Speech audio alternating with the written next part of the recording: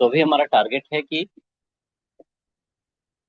जो बिहार से संबंधित घटनाक्रम हैं, चर्चा में रहे हैं, उन्हें हम कवर करें। ठीक है, तो सबसे पहले जून 2026 यानी पिछले महीने की बात। ठीक है, आराम आराम से चीजों को सुनते चलेंगे, फिर रिवाइज करेंगे। ठीक है, तो ध्यान से आप सुनेंगे, चीजें याद हो जाएगी। थोड़ा यह कठिन होता है सेक्शन, थोड़ा नीरस भी होता है, बट नीरस है तो है, हमें क्या करना है, ये याद करना है, पढ़ना पड़ेगा। आप नहीं पढ़ेंगे, कोई और पढ़ेगा।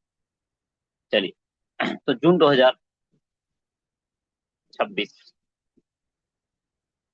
कहा जा रहा है, हाल ही में बिहार के भागलपुर के पीरपैंती और कहलगांव स्थित 6 प्रमुख कोल ब्लॉकों से कोयला निकालने में माइनिंग कंपनियों की अरुचि के बाद अब प्रशासन यहां से पारंपरिक कोयला खनन के बजाय कोल बेस्ड मीथेन गैस निकालने की संभावनाओं पर मंथन कर रही है। यानी यहाँ हमारे लिए यहाँ पे बात क्या है कि जगह कौन सा है, तो भागलपुर का पीरपैंती और कहलगांव है। और इसके कितने 6 ब्लॉक जो कि कोयला से संबंधित हैं, कोल ब्लॉक। तो कंपनी है जो कोयला नहीं निकाल रही है, तो अब यहां से क्या निकालने की बात चल रही है, सीबीएम निकालने की संभावना पर मंथन कर रही है प्रशासन। क्वेश्चन यहां से कैसे बनाया जा सकेगा, बस अब रिवीजन के लिए हमारे पास यही हाईलाइटेड पॉइंट होना चाहिए कि भागलपुर के पीरपैंती और कहलगांव से सीबीएम गैस निकालने पर विचार किया जा रहा है। सीबीएम मतलब कोल बेस्ड मीथेन गैस हो। ठीक है, और मीथेन गैस भी अपने आप में क्या है, एक अच्छा ईंधन है, प्राकृतिक ईंधन है। उसी को निकाल कर करके उसका इस्तेमाल किया जा सके।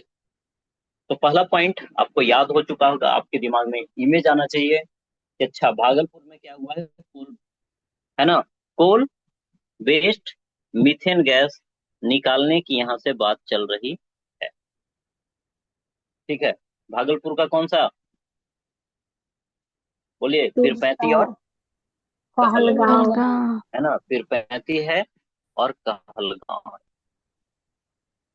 ठीक है, दोनों जगह भागलपुर, बाकी कुछ याद नहीं रखना है।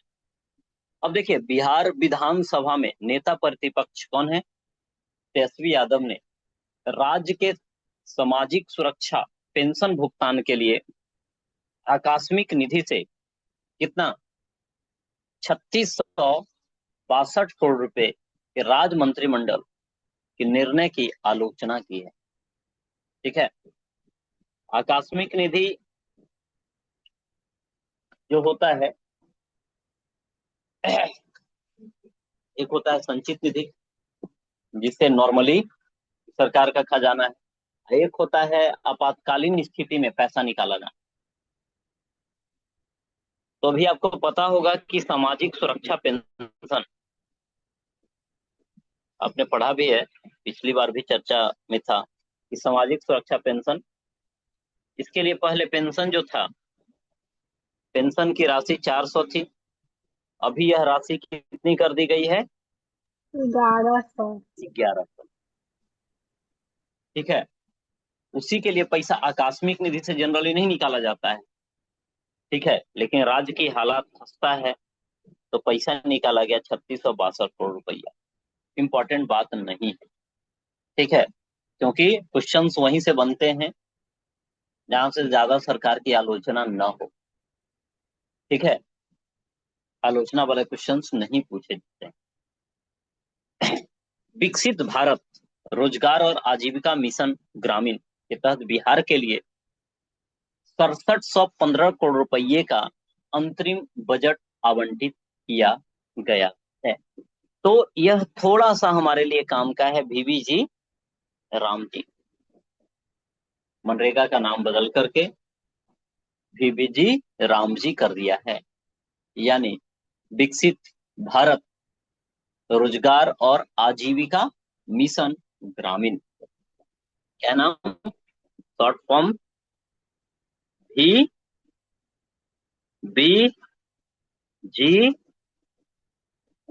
राम और जी। क्या जी, एक का नाम है। VB मतलब विकसित भारत। ठीक है, विकसित भारत। ठीक है। और यह जो है रोजगार आजीविका मिशन है ग्रामीण। तो इसमें आप देखेंगे कि कितना 6700 कितना करोड़ रुपया है अच्छा। आपका? 15 65 करोड़, करोड़। सॉरी, 6700 15। 15 करोड़ रुपया का इसमें बजट दिया गया है। इसके अंतर्गत देखिएगा, पहले 100 दिन का रोजगार था, अब 125 दिनों का इसमें क्या है, रोजगार की बात करेंगे। इसमें राज्य सरकार को देखेंगे तो अकुशल मजदूरी मद में अलग से 1890 करोड़ रुपए का प्रावधान किया है। और यह कब से, यह योजना 1 जुलाई 2026 से पूरे देश भर में लागू होगी।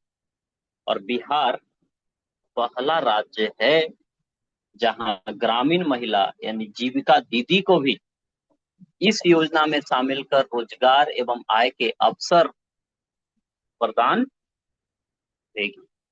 ठीक है। यह VBG राम जी से संबंधित पहला है भागलपुर वाला न्यूज। दूसरा, सुरक्षा पेंशन योजना के लिए आकस्मिक निधि से फंड निकाला गया। ठीक है। इसके बाद है जो VBG राम जी के तहत क्या किया गया है, 6715 करोड़ रुपए का अंतरिम बजट दिया गया है। 125 दिन का यह अकुशल इसमें मजदूर होंगे, है ना, अनस्किल्ड होते हैं। और इसमें जीविका दीदी को भी क्या किया गया है, शामिल। डेट है 1 जुलाई 2026 से इस योजना को है जो लागू कर दिया जाएगा। बिहार ऐसा करने वाला पहला राज्य। आगे देखिए, हाल ही में नाबार्ड और बिहार सरकार के संयुक्त प्रयास, कौन कौन है इसमें, नाबार्ड है और बिहार सरकार, इन दोनों के संयुक्त प्रयास से राज्य की 3 विशिष्ट और प्राचीन कलाओं को प्रतिष्ठित GI टैग दिया गया है ना। क्या दिया गया है? GI टैग, जिसके अंतर्गत 3 चीजें, नालंदा की 52 बूटी साड़ी, ठीक है, ये इंपॉर्टेंट है, नालंदा की 52 बूटी साड़ी, गया का पत्थर कट्टी स्टोन क्राफ्ट, भोजपुर की क्या है, पिढ़िया पेंटिंग। पिढ़िया पेंटिंग, तो यह क्या है, इंपॉर्टेंट। ठीक है, यह क्या है आपके लिए इंपॉर्टेंट। अभी तक में सबसे ज्यादा जो इंपॉर्टेंट क्वेश्चन यहां से देखेंगे यही, क्या क्वेश्चन पूछेगा, तो 52 बूटी साड़ी कहाँ की? तो 52 बूटी साड़ी कहाँ, नालंदा से। पत्थर कट्टी स्टोन क्राफ्ट जो है आपका गया का। और पीढ़िया पेंटिंग कहाँ की है, भोजपुर की। पीढ़िया पेंटिंग भोजपुर की है। तो यह 52 बूटी साड़ी जो है इसकी कुछ न कुछ विशेषता है। नालंदा की 52 बूटी एवं फैब्रिक एक अत्यंत प्राचीन और बारीक हथकरघा बुनाई कला है। स्टेटमेंट से संबंधित क्वेश्चन बनाए तो इसके बारे में आपको जानकारी होनी चाहिए। यह अपने आप में 52 बूटी साड़ी, साड़ी से ही पता लग रहा है यह क्या है, हाथ से बनाया गया है। पहला, ये पुरानी तकनीक है, हथकरघा का है। इसमें सूती और तसर सिल्क के कपड़ों पर हाथ से 52 अलग अलग बूटियां यानी आकृतियां उकेरी जाती है। ठीक है, यह किस चीज की होती है, सूती या फिर तसर सिल्क। और कितनी प्रकार की, 52 बावन। प्रकार की, 52 प्रकार की आकृतियां हैं जो उकेरी जाती है, जिसमें मुख्य रूप से बौद्ध धर्म स्थानीय संस्कृति के प्रतीक जैसे कमल, बोधि वृक्ष, शंख, ये शामिल है। प्रमुख केंद्र कौन है? नालंदा। और उस गांव का नाम है कौन सा? बसवन बीघा। तो कभी कभी एग्जैक्ट जगह पूछ दिया जाता है। ठीक है। और इस कला को वैश्विक पहचान दिलाने वाले बुनकर जो हैं वो कौन है? कपिल देव प्रसाद। और इन्हें पद्म क्या दिया गया है? जी। श्री दिया गया। और इस प्रकार से यह जो नाम है ना, कपिल देव प्रसाद, यह क्या हो गए? फेमस हो गए हैं। ठीक है। यह नाम फेमस है कि कपिल देव प्रसाद संबंधित हैं बावन बूटी साड़ी से। गांव का नाम है बसवन बीघा। ठीक है। यह सूती और तसर सिल्क पे बनाया जाएगा। सूती और तसर सिल्क, 52 प्रकार की बूटी, मतलब क्या पिक्चर उस पे बनाया जाएगा। और बोलिए, उसमें जो चित्र होगा जनरली बौद्ध धर्म से ही संबंधित होगा, या फिर जो लोकल चीजें होंगी उससे। अब देखिए, गया जिला का नाम जो है गया जी कर दिया गया है, आपको पता भी होगा। यहीं की क्या है? पत्थर कट्टी स्टोन क्राफ्ट। ठीक है। पत्थर को काट करके और अलग अलग प्रकार की चीजें बनाई जाती हैं। वह किस तरह की पत्थर है? तो काले ग्रेनाइट पत्थर है। यह हाथ से बनाया जाता है, तो हस्तशिल्प कला है। इसका इतिहास जो है कितना वर्ष पुराना? 300 वर्ष पुराना माना जाता है। और इसमें देखेंगे कि गांव का नाम क्या है? पत्थर कट्टी। गांव का नाम भी क्या है? पत्थर पत्थर पट्टी। कट्टी। ठीक है। इसमें पत्थर को काट कर करके बनाया जाता है। पीढ़िया पेंटिंग देखेंगे तो भोजपुर के आसपास वाले क्षेत्रों में प्रचलित। और यह एक यूनिक फोक आर्ट। कौन सा पेंटिंग है? पीढ़िया पेंटिंग, पीढ़िया पेंट। जो कि भोजपुर और उसके आसपास वाले एरिया में है ना। और इसको बनाने वाले कौन लोग हैं? गांव की महिलाएं हैं। जो कहाँ बनाया जाता है? दीवार। दीवारों पर है जो बनाया जाता है। तो पीढ़िया पेंटिंग जो है एक प्रकार का यह वॉल पेंटिंग है ना। पीढ़िया पेंटिंग क्या है? एक प्रकार का आपका वॉल पेंटिंग। तो क्लियर हुआ। यही इंपॉर्टेंट है, अति इंपॉर्टेंट, कि नाबार्ड और बिहार सरकार के सहयोग से नालंदा की 52 बूटी साड़ी को जीआई टैग मिला है। इसके संदर्भ में बात करें तो यह क्या है? हथकरघा, यानी हाथ से बनाया जाएगा। उसके बाद बात करें तो यह सूती और तसर सिल्क से बनता है। 52 प्रकार की पिक्चर है जो उस पे उकेरी जाती है अलग अलग। और बसवन बीघा गांव है। और कपिल देव प्रसाद प्रमुख व्यक्ति हैं। ठीक है। अगला है गया का पत्थर कट्टी स्टोन। गांव का नाम भी है पत्थर कट्टी। काला ग्रेनाइट पत्थर का इसमें क्या होता है? इस्तेमाल किया जाता है। और कितना? 300 वर्ष यह पुरानी क्या है? कलाकृति है। पीढ़िया पेंटिंग कहाँ? भोजपुर में है। क्या यहाँ बनाया जाता है? दीवारों पे। किसके द्वारा बनाया जाता है? गांव की महिलाओं के द्वारा। ठीक है। जिसमें ग्रामीण वेशभूषा परिवेश इन सबको दिखाया जाता है। चलिए, अब देखिए, अमूल डेयरी, जिसकी शुरुआत गुजरात के आनंद में होगी, लेकिन बिहार में भी अपना क्या कर रही है? यूनिट लगाई है। तो अमूल डेयरी पटना क्या किया है, फतुहा में कितना, 13 एकड़ जमीन पर कितना निवेश किया है, 200 करोड़ के निवेश से आधुनिक डेयरी प्रसंस्करण इकाई है जो लगाई, अमूल। तो अमूल जो डेयरी है, यह गुजरात के आनंद से स्टार्ट हुआ था, पूरा विश्व में फैला। बट देखेंगे कि इसमें पहले की क्वालिटी और अब में थोड़ा डिफरेंस देखने को मिलता है, तो फिर भी इसका एक चीज देखोगे ना कि बिहार में जो क्वालिटी है और जो दिल्ली में क्वालिटी है, बहुत अंतर होता है ना। तो पता नहीं लोग बिहार के लोगों को क्या समझते हैं, नहीं समझते हैं, कैसा भी प्रोडक्ट दे दो खा ही लें, है ना। दिल्ली में हम लोग रहते थे तो दूध, यहाँ पटना देखते हैं तो दूध, दोनों में बहुत अंतर। ठीक है, वहाँ फ्रेशनेस ज्यादा लगता है दिल्ली में। खैर, अब देखिए यह क्या करेगा, केवल यह ध्यान रखना है कि अपना यूनिट जो लगाएगा कहाँ लगाएगा, फतुहा में। ठीक है, यह हमारे लिए काम का है। कितना एकड़ वगैरह उतना ज्यादा जाने की जरूरत नहीं है, कितना करोड़, यह कहीं लिखना हो तो लिखने के लिए है, लेकिन ऐसे ज्यादा काम का नहीं।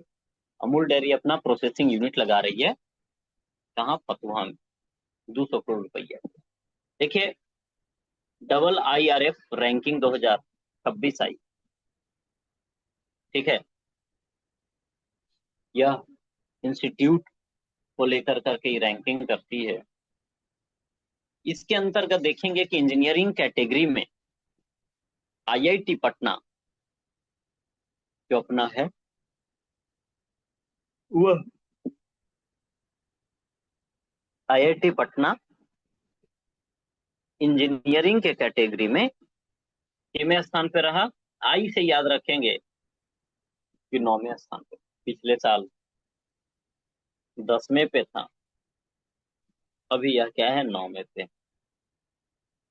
कौन, IIT पटना। पटना। ठीक है, IIT पटना। तो IIT पटना जो है कितने स्थान पे है, अब तो 9वें स्थान नौवे। पे है। पहले क्या था, 10वें स्थान। 10। ठीक है, तो बस जब रिवीजन हो तो आपके दिमाग में IIT पटना का ये रैंकिंग इंजीनियरिंग कैटेगरी में आपके दिमाग में चले 9th नंबर पे। अमूल डेयरी कहाँ में प्रोसेसिंग यूनिट लगा रहा है, कथुआ। फतुहा में। ठीक है, फतुहा में प्रोसेसिंग यूनिट लगा रहा है। हाल ही में बिहार मंत्रिमंडल ने मौजूदा बिहार राज्य फसल सहायता योजना, नाम क्या है, बिहार राज्य फसल सहायता योजना के स्थान पर क्या किया है, रबी सीजन 2026-27 से क्या किया है, फसल बीमा, प्रधानमंत्री फसल बीमा योजना को लागू करने की मंजूरी दी है। यानी अब जो नाम है बिहार राज्य फसल सहायता योजना, मतलब कहो कि नाम क्या, इसको बदल ही दिया गया है। ठीक है, जो अभी तो क्या खरीफ चलेगा, उसके बाद अगला जो रबी सीजन आएगा, तो रबी सीजन से इसको बंद कर करके फसल सहायता की जगह पे क्या, प्रधानमंत्री फसल बीमा योजना लागू हो। ठीक है, योजना के तहत किसानों को कुल प्रीमियम का केवल एक हिस्सा देना होगा। खरीफ फसल के लिए 1.5%, रबी फसल के लिए 2%। ठीक है, खरीफ के लिए 1.5, रबी के लिए 2, और फल सब्जी जैसे कॉमर्शियल क्रॉप्स के लिए कितना, 5% का प्रीमियम देना होगा। बाकी राशि केंद्र और राज्य सरकार दोनों मिलकर के देगी। बीमा कराना किसानों के लिए अनिवार्य नहीं होगा। समझे, जैसे कोई खेत में कोई फसल लगाया, जैसे अभी धान है, तो नहीं होता है कि अभी धान है, मौसम बेईमान है, बारिश होगी नहीं होगी,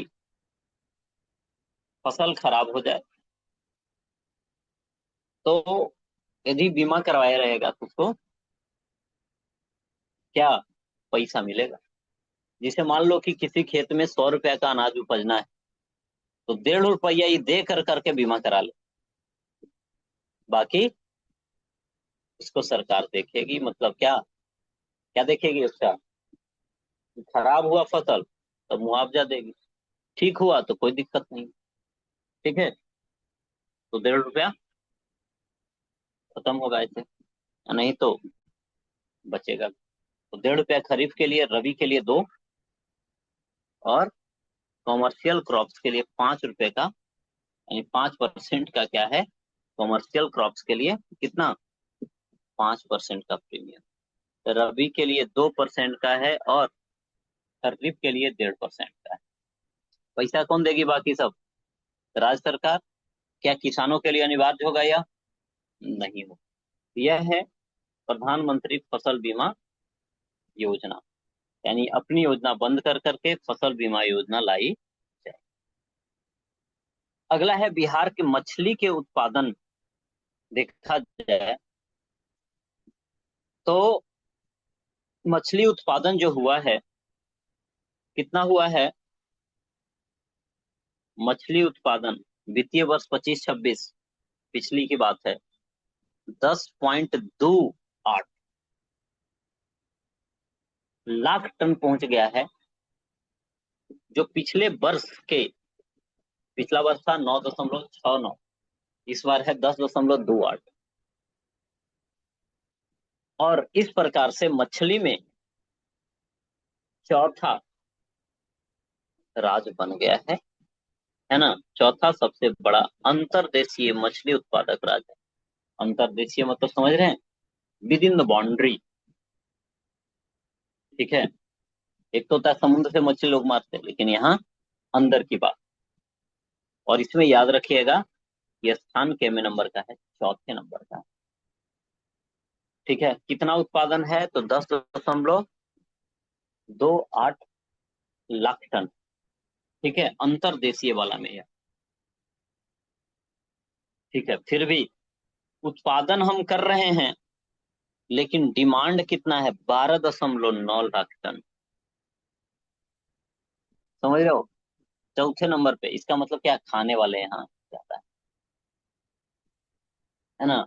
अभी भी 2.5 लाख टन की क्या है, कमी। 2.5 लाख टन की कमी आपको देखने को मिलेगा। और मधुबनी में, याद रखेंगे, मधुबनी मछली उत्पादन में राज्य में शीर्ष पर है। अरवल सबसे कम उत्पादन करता है।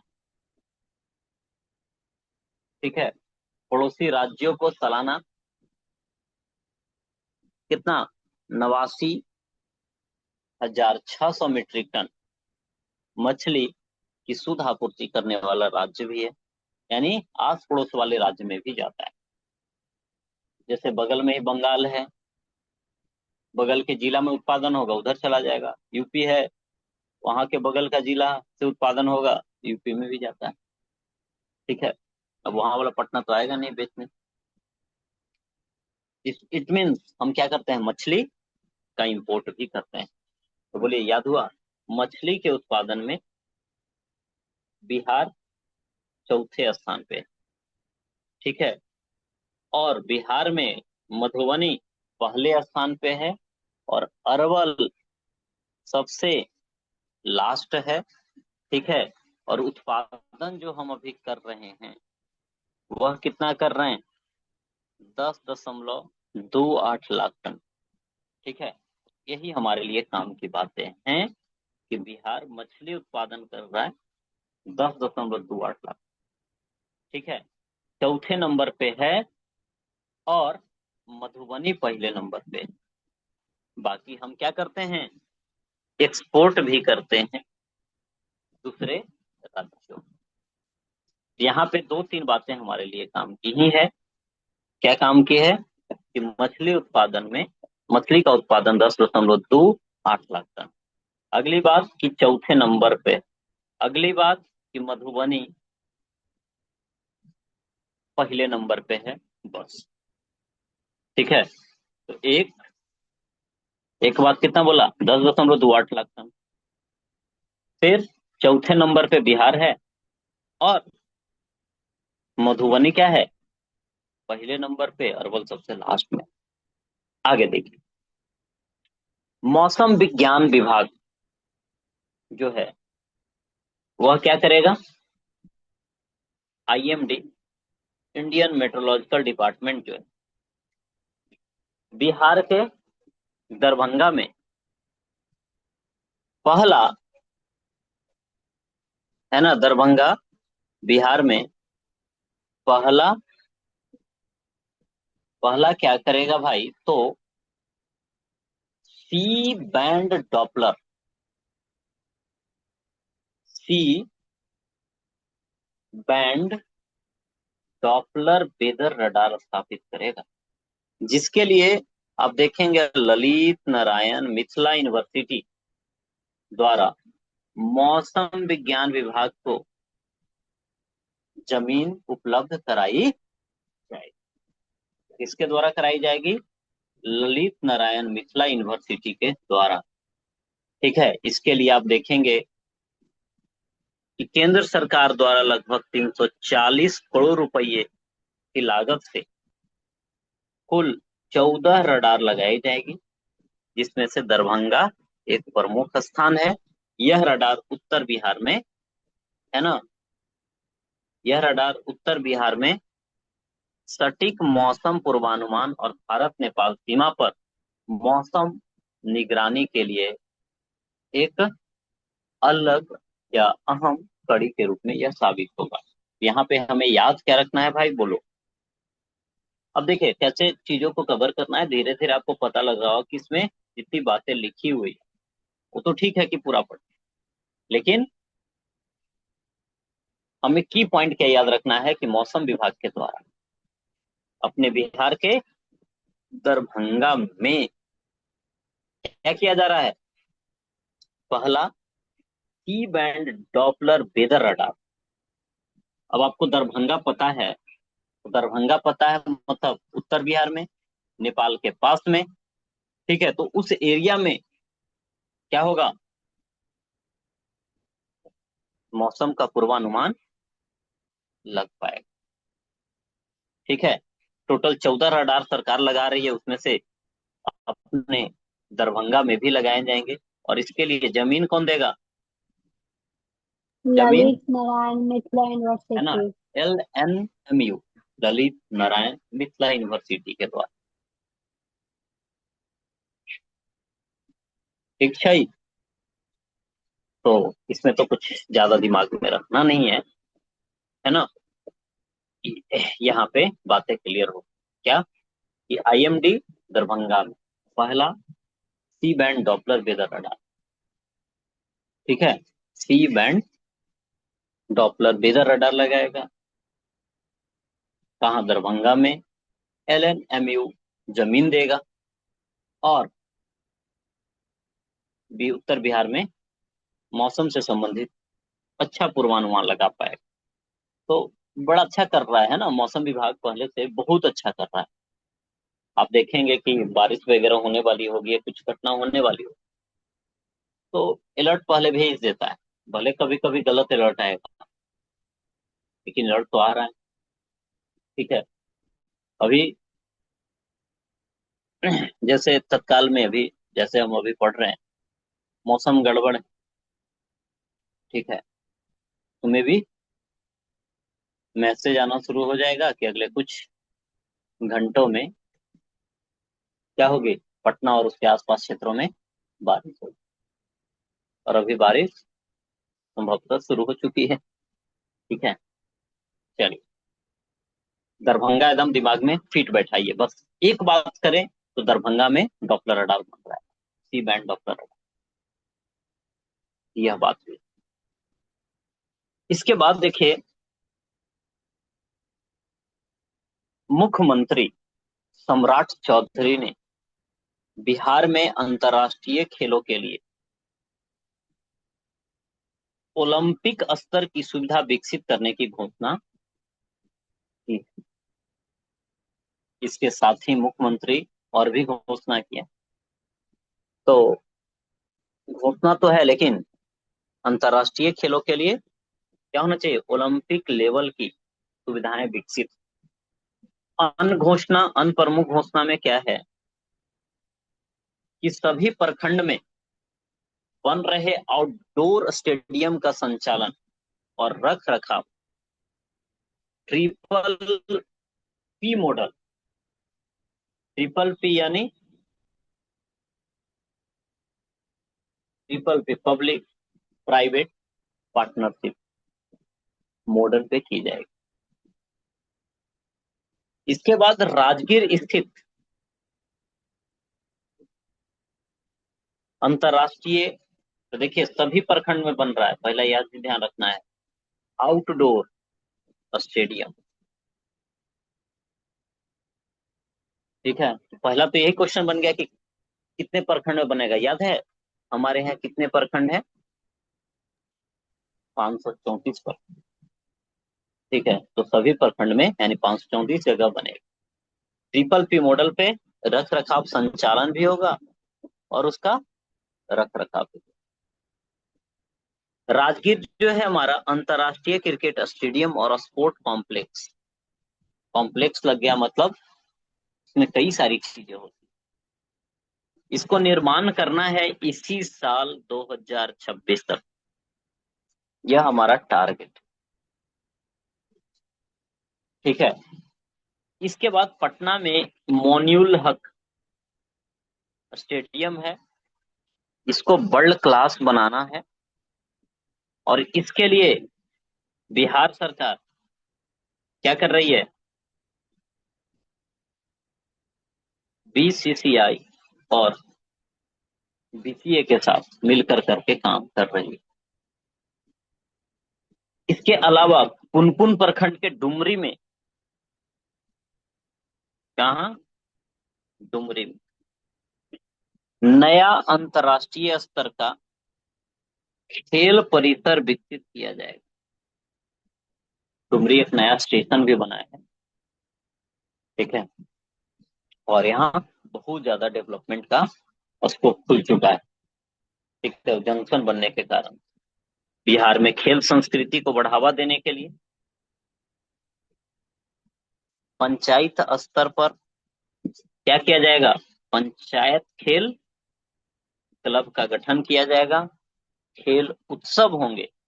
बिहार सरकार खिलाड़ियों को आगे बढ़ने के लिए एक नारा दिया है, मेडल लाओ नौकरी पाओ। ठीक है, यानी मेडल ओलंपिक वगैरह में कोई लाता या लाती है, उसे क्या किया जाएगा, सीधे सरकारी नौकरी और साथ में पुरस्कार भी दिया जाता। ठीक है, यह खेल से संबंधित घोषणाएं हैं। तो हमारे लिए काम का बात यह है, क्या काम का बात है कि सभी प्रखंड में आउटडोर स्टेडियम जो बनाया जाएगा ट्रिपल पी मॉडल पे रख रखाव होगा। राजगीर में क्या है ना, स्पोर्ट कॉम्प्लेक्स है, तो 31 दिसंबर 2026 तक इसको पूरा कर लेना है। मोन्यूल हक स्टेडियम जो पटना में है ना, इसको अंतर्राष्ट्रीय स्तर का, विश्व स्तर का बनाना है। तो इसके लिए बीसीसीआई और बीसीए के साथ मिलकर के काम किया जा रहा है। और नया खेल परिसर, अंतर्राष्ट्रीय स्तर का नया खेल परिसर विकसित किया जा रहा है, कहाँ, पुनपुन डुमरी में। पंचायत खेल क्लब का गठन किया जाएगा ताकि खेल संस्कृति को बढ़ावा दिया जाएगा, खेल उत्सव भी मनाया जाएगा। मेडल लाओ नौकरी पाओ, इसके तहत क्या होगा, सीधा सरकारी नौकरी दिया जाएगा, साथ में पुरस्कार भी दिया जाता है। यानी बिहार का नाम ऊंचा करना। भारत में, पूरा दुनिया में चीन का तहलका है, अमेरिका का तहलका है, ओलंपिक वगैरह में भी है, भारत कुछ है ये नहीं, है ना, स्थिति ठीक नहीं। तो यह है जो खेल से संबंधित बातें हैं, ध्यान रखिएगा कि सभी प्रखंड में लगाया जा रहा है चीजें। पंचायत लेवल पे पंचायत खेल क्लब है, ठीक है। मेडल और नौकरी पाओ वाला कंडीशन मोनिल हक वाला का, है ना, दिया गया कि इसको बीसीसीआई को, और बीसीए देख रहा है इसको। राजगीर में जो है 31 दिसंबर 2026 तक उसे पूरा कर लेना है। प्रखंड में जो बनेंगे उसको ट्रिपल पी मॉडल पे संचालित किए जाएंगे। इसके बाद देखिए कि हाल ही में बिहार में स्टार्टअप इकोसिस्टम को वित्तीय मजबूती और डिजिटल समाधान उपलब्ध कराने के लिए स्टार्टअप बिहार के तहत, है ना, बिहार में क्या करने के लिए स्टार्टअप इकोसिस्टम, हमारे यहाँ यही तो नहीं है, इस तरह का लोग स्टार्टअप करना ही नहीं चाहते। तो वित्तीय मजबूती और डिजिटल समाधान हो, कुछ लोग चाहेंगे भी तो अड़चन बहुत सारा है।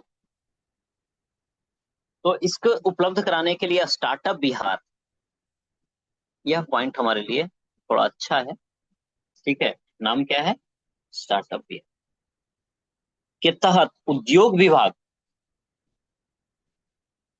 और रोजर पे राइज के बीच एक क्या हुआ है, एमओयू पर हस्ताक्षर हुआ है, मेमोरेंडम ऑफ अंडरस्टैंडिंग पे, ठीक है। क्या बोला जा रहा है? स्टार्टअप इकोसिस्टम हो तो किसके तहत? स्टार्टअप बिहार। किसके किसके बीच हुआ है? रोजर पे राइस और उद्योग विभाग के बीच। साथ ही उद्यमियों के लिए एआई, जो पैसा इन्वेस्ट करेंगे उनके लिए एआई क्षमता निर्माण का कार्यशाला का आयोजन किया गया, और योजनाओं की रैंकिंग में सिवान, रोहतास और समस्तीपुर क्या रहे? टॉप पे रहे, टॉप पे। ठीक है। इसमें आपका सिवान, रोहतास और समस्तीपुर टॉप पे रहा। विनिर्माण क्षेत्र में प्रथम पुरस्कार किसको? प्रथम पुरस्कार जो है विनिर्माण क्षेत्र में मुजफ्फरपुर के किसको? Unique unique foods. फूड्स को मिला है ना, यूनिक फूड्स को मिला प्रथम पुरस्कार जो है आपका यूनिक फूड्स को मिला है मुजफ्फरपुर को। इसके बाद देखिए अभी जो वर्तमान में कृषि मंत्री हैं अपने राज्य के, वह विजय कुमार सिन्हा जी हैं। और पटना में है ना बामेती, और यहीं से क्या स्टार्ट किया? शारदीय खरीफ महाअभियान 2026, ठीक है। कहाँ से स्टार्ट किया? पटना के बामेती से, ठीक है। इसके तहत सरकार ने खेत बचाओ अभियान के माध्यम से मिट्टी की उर्वरता बढ़ाने और प्राकृतिक खेती को प्रोत्साहित करने का कार्य कर रही है, ठीक है। तो शारदीय खरीफ महाअभियान पटना के बामेती से स्टार्ट किया गया है। बामेती जो इंस्टीट्यूट है ना, एग्रीकल्चर में एक्सटेंशन वाले पार्ट को देखती है कि टेक्नोलॉजी आया है तो किसानों तक कैसे पहुंचाया, ठीक है। लखनऊ के बीरबल साहनी, कौन है? बीरबल साहनी। पूरा विज्ञान संस्थान के वैज्ञानिकों ने बिहार के मुंगेर में स्थित आईटीसी परिसर में 700 साल पुराना वट वृक्ष मिला है, जिसकी कार्बन डेटिंग द्वारा पुष्टि के बाद इसे दुनिया का सबसे पुराना जीवित वट वृक्ष माना गया है। याद रहेगा, कहाँ कितना? मुंगेर के आईटीसी परिसर में 700 साल पुराना वृक्ष मिला है, और सबसे पुराना इसे माना गया है दुनिया का। कार्बन डेटिंग से पता चलता है हम इस चीज को करने वाले हैं बीरबल साहनी। इनका नाम तो उतना इंपॉर्टेंट नहीं है, लेकिन यह क्वेश्चन पूछा जा सकता है कहाँ मिला है? मुंगेर में। ठीक है, आगे देखिए। बिहार में दुग्ध उपलब्धता और उत्पादन किस चीज का है? कि दूध कितना उपलब्ध है, हम उत्पादन कितना करते हैं। समय है 2024-25। प्रति व्यक्ति रोजाना दूध की उपलब्धता कितनी है? 285 ग्राम। और राष्ट्रीय औसत 485 ग्राम। समझ रहे हो कितना ग्राम कम है? 200। 200 ग्राम कम। ठीक है, तो प्रति व्यक्ति रोजाना दूध की उपलब्धता हमारे यहाँ कम है कि ज्यादा? कम। दूध कितना होना चाहिए? दूध 485 तो नेशनल एवरेज है। एक व्यक्ति पर, एक व्यक्ति समझो कि लगभग आधा केजी दूध उपलब्ध है नेशनल लेवल पे। बिहार में 300 ग्राम भी नहीं, यानी 250। उसमें भी बहुत लोग नहीं है खाते, कुछ लोग हैं जो ज्यादा ही खा लेते हैं, है कि नहीं? तो यह क्या है? दूध की उपलब्धता हमारे यहाँ क्या है? कम। यह पॉइंट मेंस वगैरह में लिखा जा सकता है, जनरली ऐसे भी नहीं पूछेगा। बिहार में सबसे ज्यादा गाय का उत्पादन, गाय के दूध का उत्पादन करने वाला जिला, पहले समस्तीपुर था, अभी कौन है? पटना। फिर समस्तीपुर और फिर बेगूसराय। ठीक है। पंजाब में देखो, देश में प्रति व्यक्ति दूध उपलब्धता 1318 ग्राम। 1.25 किलो से अधिक दूध एक पंजाबी पर उपलब्ध है।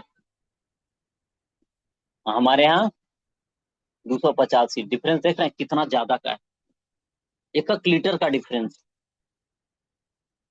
ठीक है, इसीलिए पंजाबी मट्ठा खा करके पट्ठा रहा। यहाँ कुल वार्षिक दूध उत्पादन में देखा जाए तो सबसे ज्यादा दूध का उत्पादन कौन कर रहा है? यूपी। यूपी नंबर 1 है क्या टोटल में? लेकिन पर पर्सन वाला में, यानी पंजाब। प्रति व्यक्ति वाला में कौन है? पंजाब टॉप पे है। पंजाब। और पूरा दुनिया में पहले स्थान पे कौन है अपना? भारत। भारत। है ना, पहले स्थान पे है भारत। तो बिहार में याद रहेगा कि इधर चलते हैं, पूरा दुनिया में दूध में नंबर 1 भारत। भारत। फिर भारत में यूपी। टोटल में यूपी। लेकिन प्रति प्रति व्यक्ति में, पंजाब। प्रति व्यक्ति में पंजाब। और बिहार की बात करें तो बिहार में कितना है? 285 ग्राम, 85। जो कि कम है। और गाय सबसे ज्यादा, गाय का दूध बिहार के पटना। यही फैक्ट हमें दिमाग में रखना है कि अपना पूरा दुनिया में अपना भारत टॉप पे है। भारत। भारत में यूपी टॉप पे है ना? प्रति व्यक्ति वाले में पंजाब टॉप पे है। पंजाब। और बिहार का स्थिति खराब है, 285 ग्राम। और बिहार में सबसे ज्यादा गाय का दूध पटना, फिर समस्तीपुर, दिन बेगूसराय। ठीक है, इतनी बेगूसराय। सिंप्लीफाई यही करना है। ठीक है, इसी वे में चीजों को सिंप्लीफाई कर करके पढ़ना पड़ता है, तब लंबे टाइम तक याद रहेगा।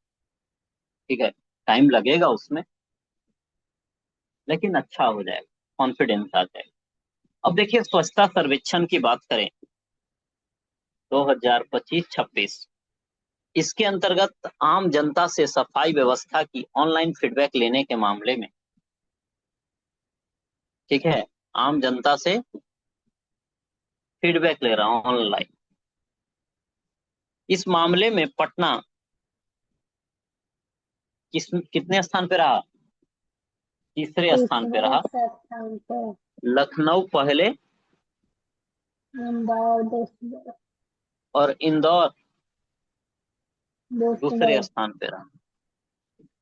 लखनऊ जो है पहले स्थान पे, इंदौर जो है आपका दूसरे स्थान पे। ठीक है, इंदौर कितने स्थान पे है? दूसरे स्थान। तो ऑनलाइन फीडबैक से संबंधित बातें हैं। पटना क्या है? तीसरे स्थान पे। इसमें ऑनलाइन फीडबैक में अपना पटना क्या है? थर्ड नंबर पे। फर्स्ट नंबर पे लखनऊ है और सेकंड पे इंदौर। बस इतना ही दिमाग में रखना है ना क्या? साफ सफाई से संबंधित फीडबैक। अब देखिए, बिहार में राष्ट्रीय राजमार्ग, नेशनल हाईवे का उन्नयन यानी अपग्रेडेशन योजना, यानी प्रोजेक्ट है, योजना नहीं, स्कीम नहीं, प्रोजेक्ट। अपग्रेडेशन प्रोजेक्ट के तहत केंद्रीय मंत्रिमंडल ने बिहार के NH 31, क्या है, एक मिनट, हाँ, NH 31 और NH 231, खगड़िया पूर्णिया खंड 143 किलोमीटर को 4 लेन में विकसित करने की मंजूरी दी है। और इसके लिए आप देखेंगे कि 3936 करोड़ रुपए का इन्वेस्टमेंट होगा। 4 लेन के निर्माण से कोसी और सीमांचल, इसमें खगड़िया, भागलपुर, कटिहार, पूर्णिया के बीच कनेक्टिविटी क्या होगी? बेहतर होगी। यात्रा का समय कम होगा या आधा रह जाए। ठीक है, तो यह उतना इम्पोर्टेंट नहीं है अभी तत्काल एग्जाम के दृष्टिकोण से। पॉइंट को ध्यान में रखा जा सकता है, 31 और 231 वाला। इसको क्या किया जा रहा है? अपग्रेड। कोसी सीमांचल का एरिया है, खगड़िया है ना, कटिहार, पूर्णिया, ये सब जो है, इनके बीच कनेक्टिविटी बेहतर होगा, समय कम लगेगा, कनेक्टिविटी बेहतर होगी। तो अपग्रेड करेगा तो ऐसे भी बेहतर। देखिए, पटना को इंडस्ट्रियल हब बनाने के लिए, औद्योगिक हब बनाने के लिए राज्य सरकार ने 11, यह काम का है, कितने?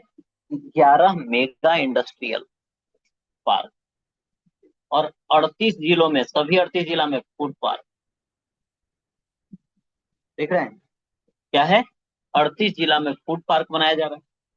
11 मेगा इंडस्ट्रियल पार्क बनाए जाए, और इसके लिए 50,000 एकड़ का लैंड बैंक भी तैयार कर रही है, ताकि यह केवल डॉक्यूमेंट में ना रहे, बल्कि चीजें कहाँ, धरातल पर उतरे भी। ठीक है, चीजें क्या हो, आपका धरातल पर उतरे भी। आगे देखिए, बिहार के राज्यपाल, जो कि यूनिवर्सिटी के चांसलर भी होते हैं, लेफ्टिनेंट जनरल थे पहले, सैयद अत्ता हसनैन ने राज्य के विश्वविद्यालयों में राष्ट्रीय सेवा योजना के नए स्नातक स्तरीय पाठ्यक्रम की मंजूरी दी है। नई शिक्षा नीति, न्यू एजुकेशन पॉलिसी 2020 के अनुरूप यह पाठ्यक्रम 4 वर्षीय स्नातक कोर्स के चौथे सेमेस्टर में अनिवार्य योग्यता संवर्धन के तहत लागू होगा। इसका मुख्य उद्देश्य छात्रों को एकेडमिक शिक्षा के साथ साथ सामाजिक जिम्मेवारियों के प्रति क्या करना है? जागरूक करना। ठीक है, तो पहला तो राज्यपाल भी याद रखना है कि कौन है। और इसमें क्या किया गया है, एनएसएस को, नेशनल सर्विस स्कीम, इसको क्या किया है, एक प्रकार से कहिए कि अनिवार्य कर दिया है ना, जिसमें 4 वर्ष का ये है, तो लास्ट यानी चौथे सेमेस्टर में इस चीज को कर दिया। ठीक है। इसके बाद देखिए, बिहार राज्य महिला आयोग, केस सुनवाई और मामला के त्वरित निपटारों में देश भर में क्या, अव्वल, पहले स्थान पे। वर्ष 2021 से 8 जून 2026 तक आयोग के पास 5751 शिकायतें दर्ज हुई, है ना, और 6860 से अधिक लंबित मामला को सफल निपटारा करा दिया गया, है ना। और महिला आयोग आपके द्वार, कौन सा, महिला आयोग आपके द्वार कार्यक्रम चलाया गया 11 जिलों में और मामले को निपटाया गया। तो यह हमें ध्यान रखना है कि महिला आयोग का कार्य जो है देश भर में क्या रहा है, अव्वल रहा है, टॉप पे रहा है। अगला है one state one global destination योजना के तहत बोध गया को अंतर्राष्ट्रीय सांस्कृतिक और आध्यात्मिक केंद्र के रूप में विकसित किया जा रहा है। One state one global destination बोध गया गया थी। ठीक है। बिहार में जो महिला आयोग रही वह टॉप पे रही। और यह वाली याद रखना है कि वन स्टेट और वन ग्लोबल डेस्टिनेशन योजना, मतलब एक स्टेट में एक ग्लोबल डेस्टिनेशन तो होना चाहिए, और इसमें कौन है, गया जी को विकसित किया जा रहा है। ठीक है, जहां बौद्ध धर्म का क्या है, यह प्रमुख केंद्र है। इसके तहत देखिए कि क्या क्या किया जा रहा है। तो गया का जो विशुल्पथ कॉरिडोर है, महाबोधि कॉरिडोर है, इसके निर्माण को मंजूरी दिया गया है। ठीक है। अत्याधुनिक यहाँ म्यूजियम बनाया जाएगा, और जो इसमें जो भी बिल्डिंग बनेंगे, जो बौद्ध धर्म से संबंधित स्मारक होंगे, वहां पे जो एनर्जी जो यूज होगा वो सौर ऊर्जा से होगा। ठीक है, ताकि यह क्या हो, पर्यावरण अनुकूल थीम पार्क, है ना। और इसे शामिल किया जा रहा है 7 वंडर्स पार्क के अंदर। बिहार में बच्चों के पोषण स्तर और शुरुआती शिक्षा को मजबूत करने के लिए राज्य सरकार के द्वारा कितना, 11,529 सक्षम आंगनबाड़ी केंद्रों में से 10,579 केंद्रों पर पोषण वाटिका स्थापित करेगी।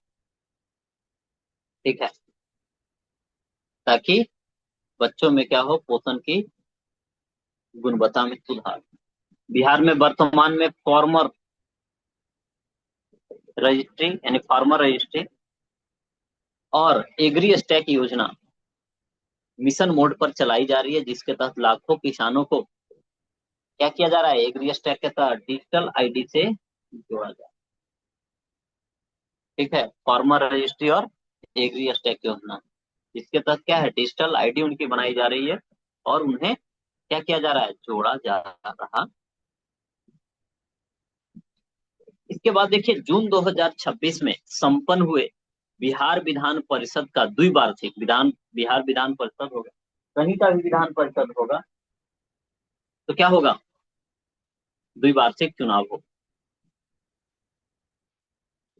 और उपचुनाव भी हुए किसके, बिहार विधान परिषद के। तो 10 जो थे निर्विरोध है जो निर्वाचित किए गए। ठीक है, चुनाव परिणाम और सीटों का विवरण कुछ इस प्रकार से है कि 4 नए सदस्य जो आए बीजेपी से, कौन है, संजय मयूख, पवन सिंह, अनिल कुमार ठाकुर, शीला पंडित। ठीक है। और अब देखेंगे 26 एमएलसी किसके, मेंबर ऑफ लेजिस्लेटिव काउंसिल किसके हो गए, बीजेपी के। और अभी वह उच्च सदन में भी सबसे बड़ी पार्टी बिहार। जेडीयू की बात करें, है ना, किसकी, जेडीयू की, इसके भी 4 नए सदस्य, निशांत कुमार, भारती मेहता, शिवरानी देवी और ललन प्रसाद। अब जेडीयू के पास कितनी सीटें हैं, 20 सीटें। उन एनडीए की बात करें, लोजपा रामविलास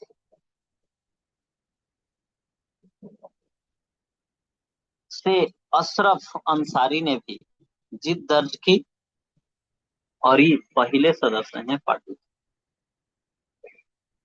फिर विपक्ष में बात करें, आरजेडी से रहे कौन, सुनील कुमार थी। टोटल 75 सीटें हैं।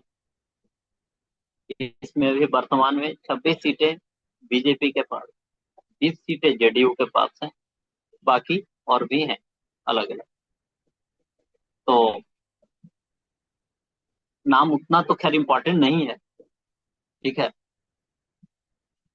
ज्यादा, बहुत ज्यादा तो पूछेगा कि यहाँ कौन अभी नवनिर्वाचित है नहीं है, लेकिन अति इंपॉर्टेंट नहीं। आगे देखिए, बिहार के नालंदा विश्वविद्यालय और मंगोलिया के प्रमुख संस्थानों के बीच क्या हुआ है, एमओयू पर हस्ताक्षर हुआ है, जिसका उद्देश्य क्या है, बौद्ध विरासत को सहेजना और क्या, सांस्कृतिक संबंधों, शैक्षणिक संबंधों को मजबूत करना। 8 जून को उलान बटोर, जो मंगोलिया की राजधानी है, ऐतिहासिक गंदन तेग चिनलेन मठ और नालंदा यूनिवर्सिटी के बीच पहला समझौता हुआ है। इसके तहत बौद्ध विरासत, दुर्लभ पांडुलिपि के संरक्षण, संयुक्त शोध, शैक्षणिक आदान प्रदान को बढ़ावा दिया जाए।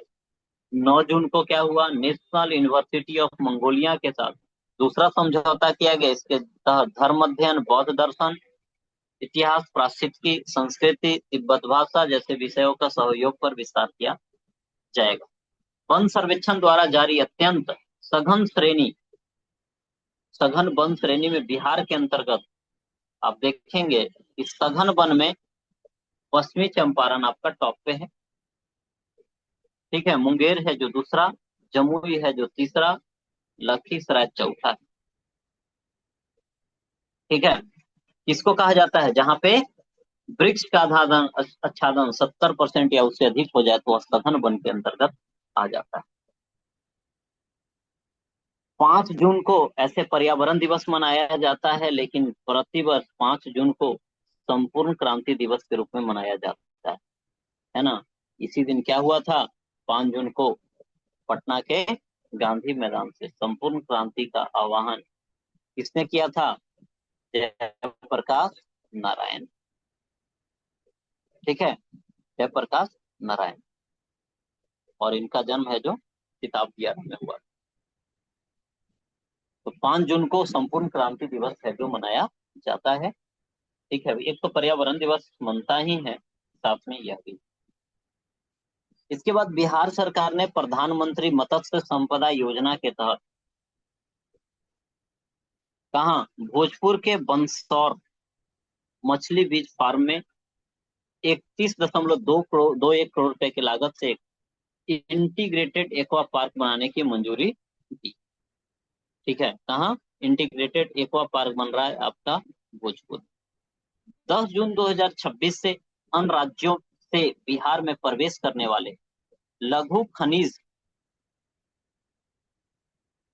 परिवहन वाहनों के लिए बिहार सरकार ने इंटर स्टेट ट्रांजिट पास का दस्तावेज क्या कर दिया है, अनिवार्य,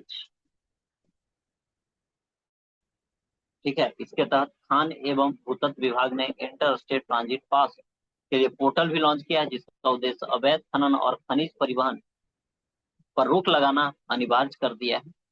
और ताकि व्यवस्था क्या पारदर्शी। नहीं होता है कि कई बार कोई चीजें बिहार से बाहर जा रही है, अंदर आ रही है, क्या आ रही है, नहीं आ रही है, तो इन सब का लेखा जोखा होना चाहिए, पास वगैरह होना चाहिए। 6 जून 2026 को पटना में क्या ग्रैंड ट्रैंक रोड इनिशिएटिव 6.0 का आयोजन किया गया। इस वर्ष का थीम है मनी मार्केट एंड मोमेंटम, जिसका उद्देश्य बिहार में निवेश, उद्यमिता, आर्थिक विकास के अवसरों को बढ़ावा देना, राज्य और राष्ट्रीय एवं वैश्विक निवेश को मानचित्र पर मजबूत पहचान दिलाना था। भारत सरकार और राज्य सरकार द्वारा बिहार में चमड़ा उद्योग को बढ़ावा देने के लिए 898 करोड़ रुपए की लागत से क्या मेगा लेदर फुटवियर, है ना,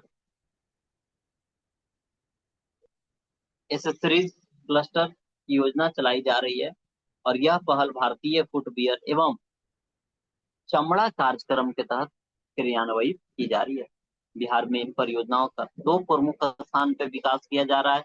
एक याद रखना है क्या कि mega leather footwear and accessories cluster जो है मुजफ्फरपुर में, स्थान है महाबल औद्योगिक क्षेत्र, ठीक है। फिर मोतीपुर मुजफ्फरपुर जहाँ के पहला लगा है। इसके बाद है जो आपका मुख्य सुविधा क्या होगी, तो नया जो भी डिजाइन सेंटर होगा, जूता चप्पल बैग इन सब की अलग अलग यूनिट होगी। लेदर टैनरी क्लस्टर जो है आपका किशनगंज में, सबसे पूर्वी जिला। भेड़िया डांगी औद्योगिक क्षेत्र किशनगंज में होगा। चमड़ा, है ना, प्रसंस्करण जो टैनिंग होगा उसके लिए ग्रीनफील्ड क्लस्टर, ग्रीनफील्ड मतलब समझ रहे हैं, नया बनेगा। और play plug and play shed भी इस जगह पे बनाया जाएगा। बिहार का पहला एरो सिटी सोनपुर के हरिहर नाथपुर में बनेगा, ठीक है। अगला क्या है, पहला एरो सिटी सोनपुर के कहाँ बनेगा, हरिहर नाथ में, जो कि तीसरा ग्रीनफील्ड एयरपोर्ट आपका देखने को मिलेगा। बिहार के अर्थशास्त्री एवं श्रम बाजार विशेषज्ञ अलख नारायण शर्मा केंद्र सरकार द्वारा श्रम सांख्यिकी उच्च स्तरीय तकनीकी विशेषज्ञ समिति का अध्यक्ष इनको चुना गया है, जो मानव विकास संस्थान के निर्देशक के रूप में कार्यरत हैं। पटना जिले के दतियामा गांव के निवासी हैं। तो याद रखना है कि श्रम सांख्यिकी उच्च स्तरीय तकनीकी विशेषज्ञ समिति के अध्यक्ष चुना गया है अलख नारायण शर्मा। दो नई भाषा एकेडमी, एक बजिका और दूसरा सुरजापुरी भाषा की एकेडमी बनेगी। अब भाषा एकेडमी जो है इसकी संख्या, है ना, 6 से बढ़कर के कितना 8 हो जाएगी, जिसमें संस्कृत है, मैथिली है, बांग्ला है, भोजपुरी है, मगही है ना, और अंगिका है। तो संस्कृत, मैथिली, बांग्ला, भोजपुरी, मगही, तीन को तो ऐसे याद रहता है आपको कि दक्षिण में मगही हो गया, उत्तर में मैथिली हो गया, पश्चिम की तरफ जाइए तो भोजपुरी हो गया, अब पूरब में जाइए तो अंगिका, और जाइए तो बांग्ला, ठीक है। बाकी संस्कृत तो है ही। और अब क्या हो गया है, बज्जिका और सूरजपुरी। यह जो है बज्जिका, बज्जिका कहाँ, वैशाली, मुजफ्फरपुर, समस्तीपुर में। और सुरजापुरी पूर्णिया, किशनगंज, अररिया, सीमांचल के क्षेत्रों में बोली जाती है। यदि बिहार से संबंधित भाषा का, है ना, चीजों को हम याद करना चाहें भाषा वाली बात को, तो इस वाले एरिया में क्या होगा, भोजपुरी बोलेगा। इस वाले एरिया में क्या बोलता है, मगही लोग। इस वाले एरिया में क्या बोलता है लोग, अंगिका बोलता है। इस वाले एरिया में क्या बोलता है लोग, मैथिली बोलता है ना। और संस्कृत तो पूरा बिहार है पढ़ता है, नहीं 10th तक, ठीक है। तो ऐसे करके दिमाग में रखेंगे कि पूरा बिहार संस्कृत। बाकी नया क्या हो गया आपका, सुरजापुरी इस बजिका। वाले एरिया में। और एक और कौन सा है, बजिका। एक बज्जिका, तो बज्जिका वैशाली। तो इस वे में चीजों को याद रखेंगे तो याद रहेगा, ठीक है। यह हमारा कंप्लीट हुआ जून जो कि सबसे लेटेस्ट वाला था। आगे हम देखेंगे किसे, मई को।